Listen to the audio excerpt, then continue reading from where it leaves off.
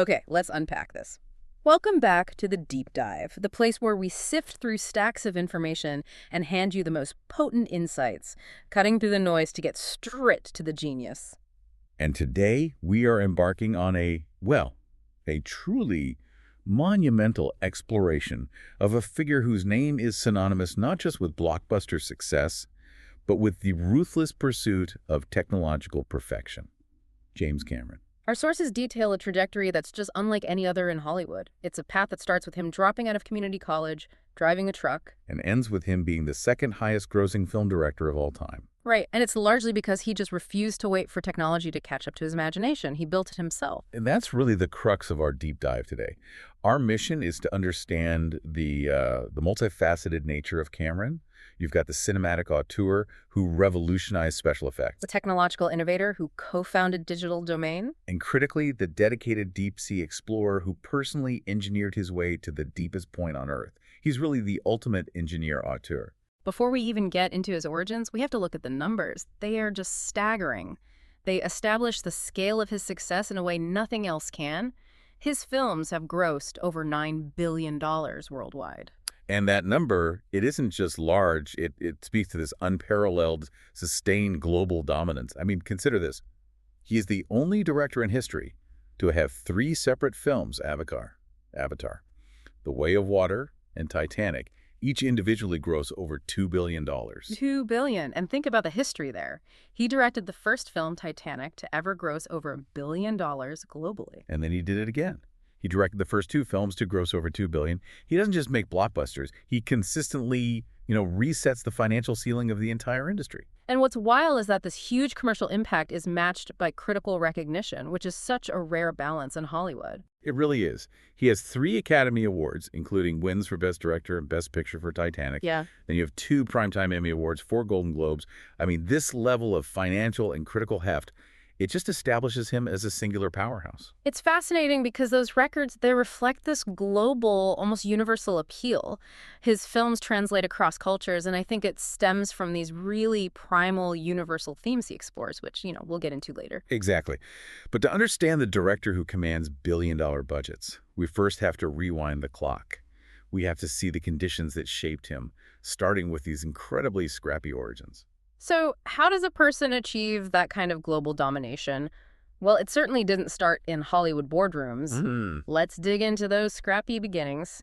He was born James Francis Cameron in Kapuskasing, Ontario in 1954.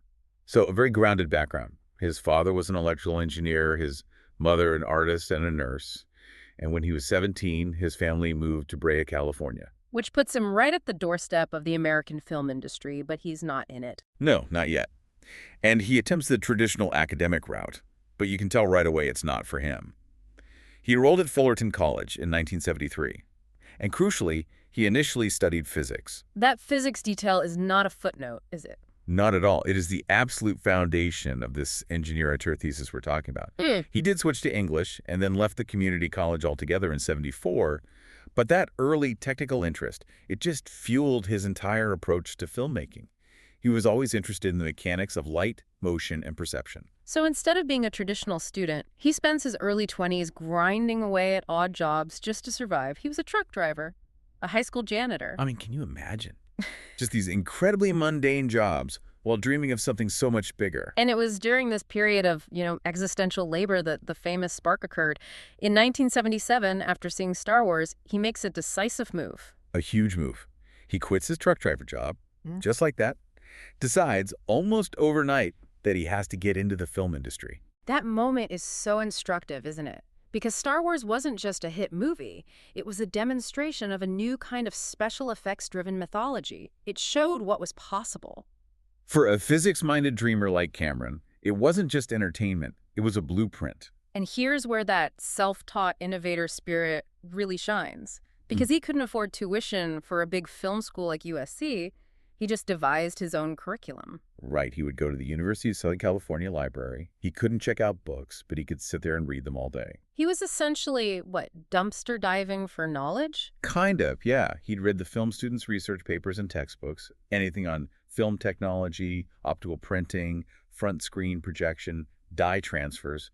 He literally taught himself the cutting edge of special effects from the library archives.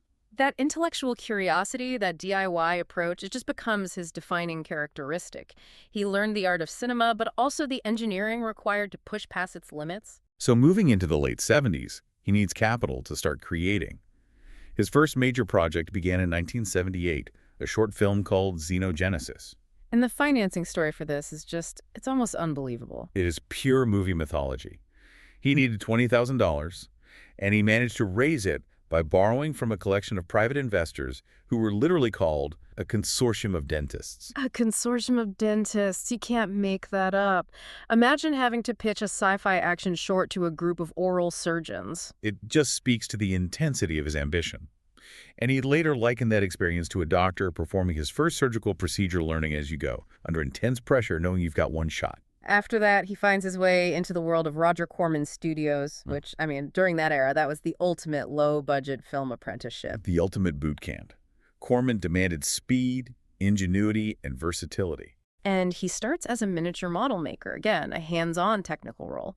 But he was relentless. By 1980, he's art director for Battle Beyond the Stars.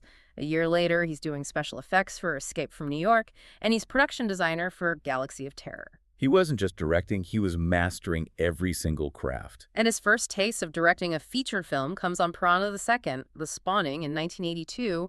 The original director left. And Cameron got a shot. But it was a rough start. He felt stifled. He cited major power struggles with the producer. Critics were not kind. One author called it a marvelously bad movie, which splices cliches from every conceivable source. Ouch. But it gave him that crucial, painful experience he needed. It taught him that he had to maintain control. And that desire for total control, it immediately manifests in his true breakthrough, The Terminator, in 1984. The origin story is just legendary. It perfectly blends his paranoia and his technical mind. He wrote the script based on a nightmare he had about an invincible robot hitman sent from the future to kill him. A concept he refined with inspiration from John Carpenter's film Halloween, that efficient, terrifying kind of villain. And what's fascinating is the sheer, almost delusional confidence he had at this point. I mean, he was an unknown, untested director whose last credit was Piranha II. No major studio would trust him with even a modest budget, so what does he do? He shows his hand. He sells the script, his only valuable asset, to his colleague and then wife, Gail Ann Hurd, for the symbolic sum of $1. The $1 deal. Yep, and the condition was absolutely non-negotiable. He had to direct it. That $1 literally bought him his directing career. And the casting just cemented the film's unique identity. He initially considered Lance Henriksen for the lead role of the cyborg. But ultimately, he chose Arnold Schwarzenegger. And that choice was so strategic. Schwarzenegger's bodybuilder physique was just perfect for the T-800 cyborg. It made the Terminator a heavy, unstoppable force, a physical manifestation of relentless technological evil, and the film just blew past expectations. Grossed over $78 million worldwide. The Terminator instantly established Cameron as a major voice. It was later selected for preservation in the National Film Registry, which is a huge testament to its cultural significance. His stock soared, and he moved immediately to one of the most pressured jobs in Hollywood, writing and directing Aliens in 1986, the sequel to Ridley Scott's masterpiece. No pressure there. And despite the immense pressure and significant production conflicts, including a notorious clash with the crew and having to replace a lead actor, the film was an undeniable success. The recognition was massive. Aliens won 2 Oscars for technical categories, and maybe even more significantly, it landed Sigourney Weaver and the film itself on the cover of Time magazine. Cameron was now validated. And before the decade closes, we see the first real manifestation of what would become his life's parallel career, deep-sea exploration. This was The Abyss in 1989. This film is arguably the moment his reputation as a difficult, uncompromising director truly solidified. And the production. The sources say they filmed in huge water tanks reclaimed from an unfinished nuclear power plant. It wasn't a movie set. It was a high-stakes industrial engineering project. They used an abandoned nuclear containment facility in South Carolina and flooded 2 massive tanks. The engineering challenge of just lighting and maintaining millions of gallons of water and managing actors underwater, it was immense. I can see how his famously autocratic style developed there. If you're dealing with pressurized water and diving equipment, there's just no room for error. The stakes are physical, not just creative. Exactly. And sources from the set are harrowing. The cast and crew recall his dictatorial behavior and the mental and physical toll the water scenes took. The bottom line is, the technical results were revolutionary. It won the Oscar for Best Visual Effects. And that success reinforced maybe a dangerous lesson for Cameron. His demanding, uncompromising methods yielded groundbreaking results. So moving into the 90s, Cameron transitions from being a highly successful director who uses effects to being the person who literally invents the effects the industry then adopts. This is where the engineer-auteur fully realizes his ambition. By building his own infrastructure, that's the key analytical point, right? He realized relying on existing effects houses meant waiting for them. Precisely. So he built his own solution. In 1990, he co-founds Lightstorm Entertainment, his primary production company. And then, crucially, in 1993, he co-founds Digital Domain, a massive visual effects production house. He wasn't just directing spectacle anymore, he was manufacturing the spectacle. And this technical foundation was immediately necessary for Terminator 2, Judgment Day in 1991. This was a sequel that didn't just meet expectations, it set an entirely new standard for blockbuster scale and visual realism. And the budget reflected that ambition. T2 cost at least $94 million, which at the time was one of the most expensive films ever made. To put that in perspective for you, that's equivalent to over $217 million in 2024. And that budget was almost entirely for the pioneering use of computer-generated imagery. Right, the technology he needed to create the T-1000, that shape-shifting liquid metal villain, it just didn't exist at the level required for a feature film. The computational difficulty was immense. In the early 90s, rendering even a few seconds of realistic CGI was a major undertaking. The seamless integration of that CGI into live action, allowing the T-1000 to walk through fences, mimic people, reform after being shattered, that required pushing the absolute limits of graphical processing. Which is why he needed Digital Domain. Exactly. And his deliberate casting for the villain highlights his mastery of thematic contrast. We talked about Schwarzenegger as the T-800. The human Panzer tank. Cameron's words. For the T-1000, he cast Robert Patrick, who was lean and thin. Cameron described him as a Porsche, sleek, fluid, fast. The contrast in their physical presence just amplified the terror. And the film paid off the risk, big time. T2 shattered records, walked away with 4 technical Oscars, including, of course, Best Visual Effects. The collaboration cycle continued in 1994 with True Lies, his third outing with Schwarzenegger. Again, massive budget, at least $100 million. But this production is crucial for another, more strategic reason. The relationship he formed with John Landau. Right. Landau was overseeing the film for Fox, and Cameron recognized a necessary collaborator. Cameron later openly admitted he lured Landau away from Fox to join Lightstorm. And Landau would go on to be his indispensable co-producer on every major subsequent hit, which just shows Cameron's shrewdness in acquiring top talent. But then, in 1997, we arrive at Titanic. This was a monumental pivot. He left sci-fi action entirely for a historical romance epic that nearly sank his career before it even left the dock. The industry skepticism was just palpable. The budget alone was the main story. $200 million, the most expensive film ever made at the time. People thought he was insane. Spending that much on a period melodrama with 2 young, unproven romantic leads, Leonardo DiCaprio and Kate Winslet.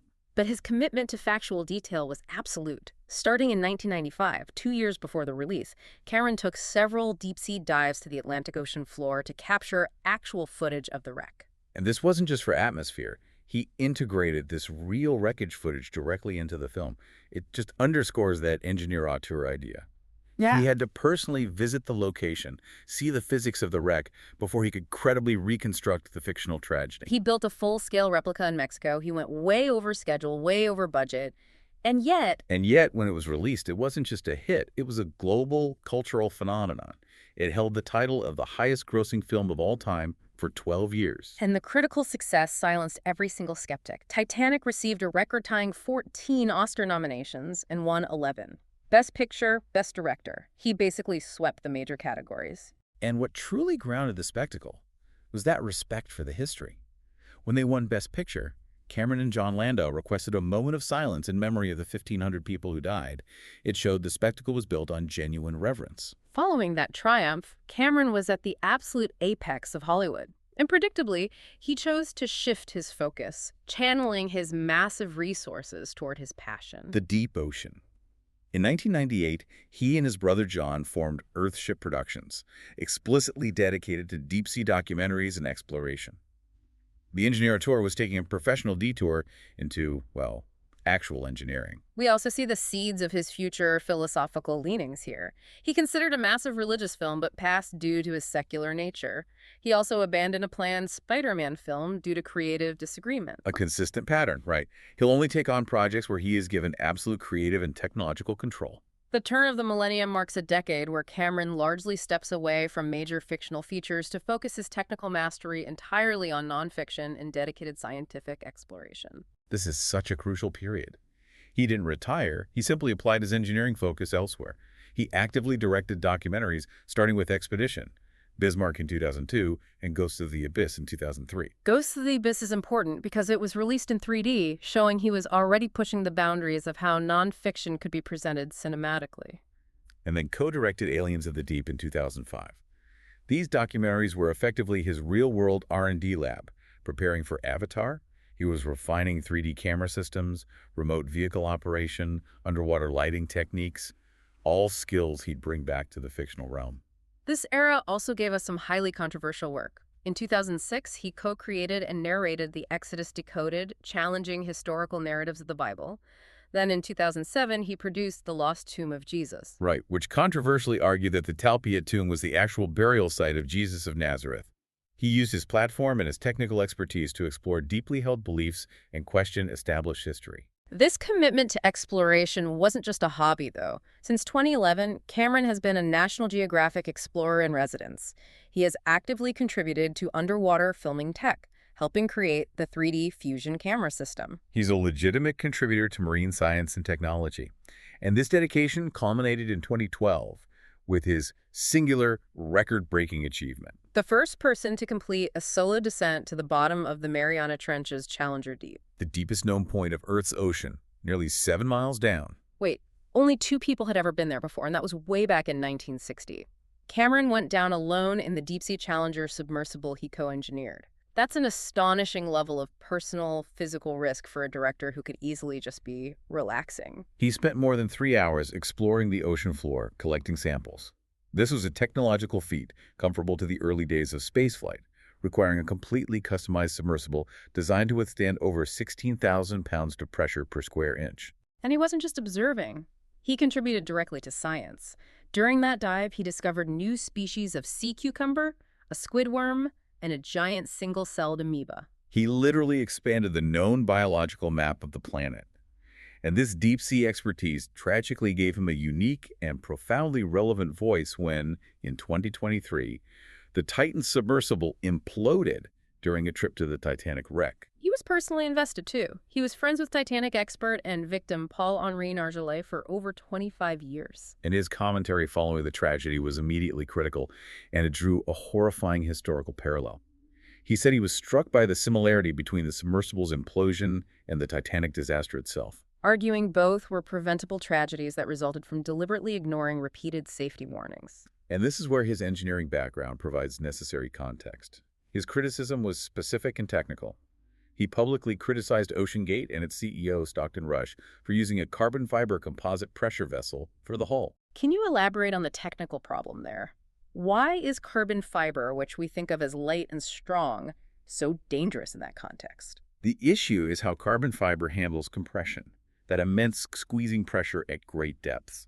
Carbon fiber is fantastic under tension, where it's being pulled, like in a racing car. But not compression. No, in compression, especially when subjected to repeated cycles of deep diving, it has no strength, as Cameron put it. Unlike a solid material like titanium or steel, carbon fiber is a composite layers of material glued together. Water molecules can get into microscopic cracks, causing it to weaken over time. It's called progressive failure. It weakens bit by bit with every dive cycle until it suddenly fails catastrophically. He stated that pressure hulls should be made from contiguous materials like steel, titanium, or acrylic. The wound carbon fiber of the Titan's hull was, in his view, a design flaw from day one. He also criticized the misleading nature of the search operation, didn't he? He did. He felt the media offered false hopes to the victims' families. Cameron and his colleagues, knowing the physics, realized early on that the simultaneous loss of communication and tracking, that meant the cause was almost certainly a catastrophic implosion. The idea that they were just lost and waiting for rescue was scientifically implausible to him. To him and others in the deep diving community, yes. It was a tragedy they saw coming. After a decade dedicated to real-world exploration, Cameron returns to the fictional space, and he synthesizes all his technological mastery, his environmental advocacy, and his love of epic scale into the Avatar franchise. This project perfectly defines the engineer auteur waiting for the technology to catch up.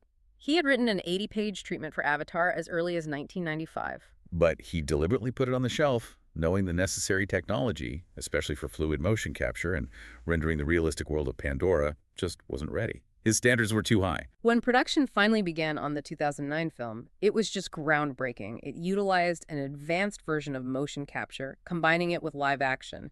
The initial budget was over $300 million. And his vision for exhibition was just as radical.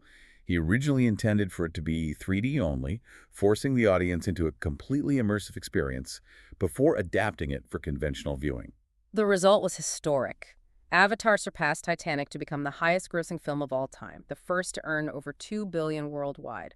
It won 3 Academy Awards. And instead of resting on that success, he immediately dives into this massive, multi-film sequel strategy. In 2017, he began simultaneous production of Avatar, The Way of Water, and Avatar 3. The financial commitment alone is just mind-boggling. The estimated budget for the subsequent 3 sequels is over $1 billion. This is not just filmmaking. This is staking a claim for the future of cinematic spectacle and 3D technology. And the strategy paid off. The Way of Water became the 3rd highest-grossing film of all time. His gamble on communal immersive viewing experiences proved absolutely correct. He's also maintained significant roles outside of Pandora, though. Executive producer on Sanctum, and he returned as producer and writer for Terminator, Dark Fate in 2019. And parallel to the Avatar world, he developed Alita, Battle Angel. Yeah. Robert Rodriguez directed, but Cameron produced and wrote the film, leveraging the same advanced motion capture tech developed for Pandora. And Alita was a major success, grossing $404 million worldwide. It showed that his technological template for creating these detailed fantasy worlds could be applied beyond the Avatar narrative. But the next announced major film project, it promises to be intensely personal. He purchased the rights to The Last Train from Hiroshima and Ghosts of Hiroshima. He intends it to be an uncompromising theatrical epic, focusing on the sole known man who survived both atomic bombings. And that project connects directly back to his deepest, oldest fear. The sources revealed that the danger of nuclear war has been one of Cameron's central anxieties since he was just 8 years old, witnessing the Cuban Missile Crisis. So this is a lifelong obsession being channeled into an epic feature. Survival, technology, human self-destruction, all the core elements of his career. Looking ahead, he continues to embrace non-traditional cinema. He's set to direct a Billie Eilish 3D concert film. And his company also acquired the rights to a Joe Abercrombie novel, The Devils. Beyond filmmaking, his engagement with global issues is extensive. In 2010, he offered technical assistance to help stop the Deepwater Horizon oil spill. He's also deeply involved in space advocacy. He's on the NASA Advisory Council, involved in the Humans to Mars movement. NASA even considered using his camera technology for the Curiosity rover. And his environmental activism is significant. He's been vegan since 2011, and this dedication earned him a really unique honor. A species of frog was named after him. Pristomantis James Cameroni. It's in recognition of his environmental work. His independent political stance is also notable. In 2004, he applied for U.S. citizenship, but withdrew the application after George W. Bush won the election. He eventually moved to New Zealand in 2012 and became a citizen in 2025. This move reflects his desire for distance from Hollywood, prioritizing his environmental values and his work on Avatar, which is largely filmed there. We have to pause for one of the most astonishing human anecdotes about him. In 1997, when his friend, director Guillermo del Toro, had his father kidnapped, Cameron gave del Toro over $1 million in cash to pay the ransom. That's a blockbuster-level act of loyalty. It speaks volumes about his personal connections and his willingness to take decisive, high-risk action. It's a very Cameron thing to do. Large-scale, high stakes, executed with no hesitation. And finally, we should note his recent nod to the future of technology. In September 2024, Cameron joined the board of the AI company Stability AI. Which is fascinating because he's still very skeptical of AI replacing actors. It shows he still wants to be at the table where the new tools are being designed, which perfectly sets us up for understanding the DNA of his films and the controversial reputation that came with building these technological empires. Okay, having explored the sheer breadth of his accomplishments, let's drill down into the consistent themes and the notoriously uncompromising methods that have defined his career. The thematic consistency is really striking. His films frequently explore conflict between intelligent machines and humanity, or between technological civilization and the natural world. And the danger of corporate greed is a running theme, right? From Wayland Yutani in Aliens to the RDA in Avatar. Absolutely. And technology itself often serves as the enemy, leading to devastation, which is the foundational premise of the Terminator films. It's the ultimate expression of that childhood fear of nuclear war. But beneath all the action and devastation, there's always this core emotional anchor. He famously said, "All my movies are love stories." Whether it's Sarah and Kyle in Terminator, or Jack and Rose in Titanic, or Jake and Neytiri in Avatar, the central conflict is always grounded by star-crossed lovers. And arguably, he has been one of the most important directors in popularizing truly heroic, capable female protagonists. I mean, Ellen Ripley in Aliens, Sarah Connor in T2. They're often tougher and more resilient than their male counterparts. And this blend of technical innovation and classical narrative structure really defines his style. But the pursuit of that perfect, technologically enhanced story is what made him so notorious on set. His reputation precedes him. He's regarded as an innovative filmmaker, but also as difficult, uncompromising, with a flaming temper. Rebecca Keegan described him as comically hands-on. That comically hands-on attitude is the engineer-auteur's curse. If you, the director, know more about the camera system, the lighting, the diving equipment, and the editing process than the heads of those departments. The resulting friction is inevitable when perfection is the only goal. And the anecdotes are legendary. They often paint him as a true tin-pot dictator. Ed Harris from The Abyss vividly recalled the autocratic atmosphere. The stories from Titanic are just as intense. Kate Winslet admitted she admired him, but was genuinely frightened of him and recalled his temper like you wouldn't believe. She initially swore she'd never work with him again, although they obviously reconciled for Avatar, The Way of Water. The nail gun story. Sam Worthington, the star of Avatar, said if a mobile phone rang during filming, Cameron would literally nail it to the wall with a nail gun. I mean, that's not just a temper. That's performance art designed to enforce absolute discipline in a billion-dollar production environment. It's extreme, but effective. And consider the rift he had with composer James Horner, who was forced to write the score for Aliens in an impossibly short time frame that led to a decade-long professional silence. Before they reconciled for Titanic and Avatar, yeah. But the flip side of that intensity is the praise from those who recognize the genius behind the demanding behavior. Sigourney Weaver and Jamie Lee Curtis both applauded his perfectionism. Curtis noted that Cameron can do every other job on set. He understands the technical operation better than every department. Weaver called him so generous to actors and simply a genius. They saw the perfectionism, not just the frustration. And in a moment of impressive self-reflection in 2021, Cameron acknowledged his past demanding behavior. He said he thought of himself as a tin-pot dictator and stated that he aspired to become his inner Ron Howard. It suggests a realization that while his methods produced results, they came at a human cost. But his influence on modern Hollywood remains undeniable. Joss Whedon called him the leader and the teacher and the Yoda. Peter Jackson, Michael Bay, they all cite his work. And his philosophy on CGI is particularly instructive. He views technology as a means to create a lucid, dreamlike reality that audiences desperately want to visit. He uses it to create new places with unique cultures, creatures, and landscapes. That's his strategy for drawing audiences back to the theater. So finally, let's revisit his recent advice about artificial intelligence in filmmaking. He advises filmmakers against replacing actors with AI, arguing that actors are idiosyncratic, not generic. He trusts the unique, unquantifiable creative input of humans. It's a profound statement coming from the man who created the T-1000 and Pandora. He's saying that while AI can replicate visual surfaces, it cannot replicate that messy, unpredictable human quality that gives great performance its depth. Which connects back to his classical roots. For all the technological firepower, his films always center on the human emotional journey. #outro. To synthesize James Cameron's monumental career, he's just an unparalleled figure. He successfully balanced immense commercial success, driving 3 films past the $2 billion mark with relentless technical innovation. An innovation that earned him a place in the National Film Registry, right alongside a deep-sea record that very few humans share. His entire journey is defined by this singular, uncompromising ambition. It connects directly from that early short film funded by a consortium of dentists through the high-stakes $1 script sale, the near financial disaster of the $200 million Titanic. Right up to his solo journey to the deepest, most crushing point on Earth.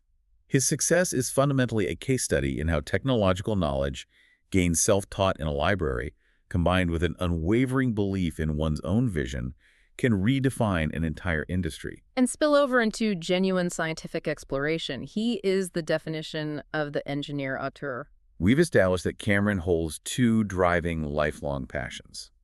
His deep-seated fear of nuclear annihilation, reflected in his science fiction, and his passion for the fragility of the natural world, which is symbolized by his deep-sea discoveries and his environmental advocacy. Which ultimately led him to make New Zealand his permanent home and citizenship. So the provocative thought we leave you with is this. Cameron is currently producing environmentally focused Avatar sequels in New Zealand, while also planning an uncompromising theatrical epic about the survivors of the Hiroshima and Nagasaki bombings. How might this convergence, the story of human self-destruction overlaid with the story of planetary stewardship, synthesize into a singular, crucial message about survival and responsibility for future generations? That is a deep dive we'll all be waiting to witness on his terms. We encourage you to look deeper into the films, the engineering, and the exploration that define this remarkable career. Until next time.